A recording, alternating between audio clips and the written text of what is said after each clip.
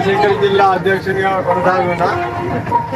మా ఆధ్వర్యంలో కూడా ఎవరో డాక్టర్ శ్రీనివాస్ గారు మా రాష్ట్ర అధ్యక్షులు.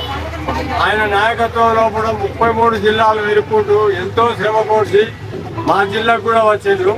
మా జిల్లాలో ఉన్నటువంటి ఉద్యమకారులకు జరిగిన అన్యాయాన్ని మా ప్రభుత్వం దృష్టికి తీసుకుపోవడం కోసం ఎంతో శ్రమించి గంటల తరబడి రోజుల తరబడి వచ్చి ఇక్కడ చేసి ఈ కార్యక్రమానికి వచ్చారు. చాలా ధన్యవాదాలు. మరియు జ్యోతిరెడ్డి అక్క కూడా ధన్యవాదాలు. మా ఉద్యమకారులకు కావాల్సిన ఇళ్ల స్థలాలు కానీ పెన్షన్ కానీ ఈ అన్నిటికంటే ముందుగా ఒక కమిటీ వేయాలి. కమిటీ వేసి మా ఉద్యమకారులను తప్పకుండా గుర్తించాలి.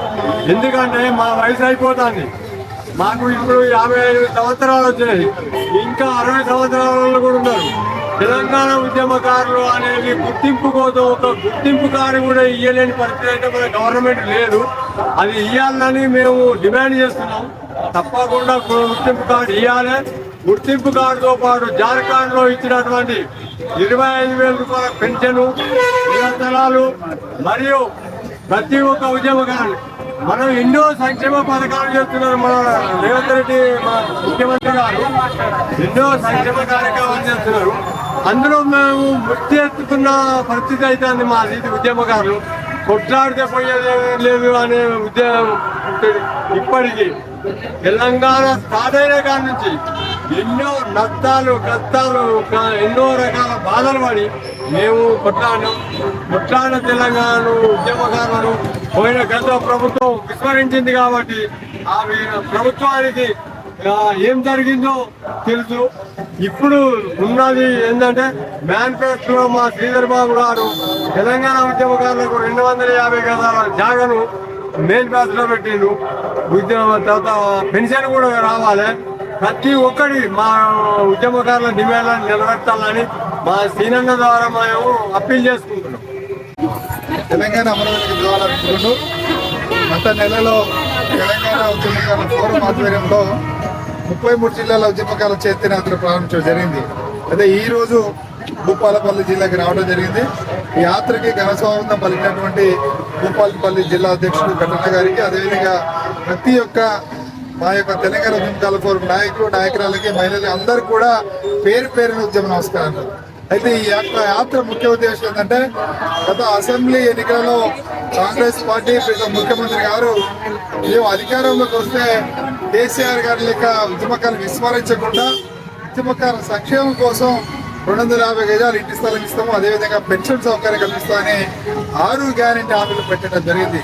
ఆ హామీ కూడా తెలంగాణ ఉద్యమకారుల ఫోరం గత 5 సంవత్సరాలుగా చేస్తున్న పోరాటాల ఫలితంగా కాంగ్రెస్ పార్టీ ఆ యొక్క మేనిఫెస్టో పెట్టడం జరిగింది. దానికి అనుగుణంగానే తెలంగాణ ఉద్యమకారుల ఫోరం ఉద్యమకారులు అందరూ కూడా కాంగ్రెస్ పార్టీ విజయం కోసం కృషి చేయడం జరిగింది. ఆ రోజు మన ఉద్యమ నాయకుడిగా చెప్పుకున్న నాయకుడిని, అదేవిధంగా మన ద్వారా ముఖ్యమంత్రి కేసీఆర్ గారు గత 10 సంవత్సరాలు మన ఉద్యమకారుల పేరెత్తకుండా ఉద్యమకారుని పూర్తిగా విస్మరించడం జరిగింది. అయినా మనము కేసీఆర్ గారిని మనం ఎంతో గౌరవించుకుంటూ వచ్చినాం ఉద్యమ నాయకుడిగా. కానీ ఉద్యమకారులని 10 సంవత్సరాలు పూర్తిగా విస్మరించిన సందర్భంలో ఆయనను కూడా మనందరం ఉద్యమకారులు అందరం కలిసి ఓడించడం జరిగింది. ఈరోజు కేసీఆర్ గారి ఓటమి చెందడానికి ముఖ్య కారణం ఏంటంటే ఉద్యమకారులని మర్చిపోవడం. ఎవరైతే తెలంగాణ ఉద్యమాన్ని ముందుని నడిపించారో వాళ్ళని అందరినీ పక్కన పెట్టి ఉద్యమ ద్రోహుల్ని ఆయన దగ్గరికి తెచ్చుకోవడం జరిగింది. కాబట్టి ఈ రోజు రేవంత్ రెడ్డి గారికి ఒకటే విజ్ఞప్తి చేస్తున్నాం, కేసీఆర్ గారి లెక్క మీరు ఉద్యమకాలు విస్మరించకుండా మీరిచ్చిన హామీని వెంటనే నెరవేర్చాలని చెప్పడం కోసమే ఈ యొక్క చైతన్య యాత్ర.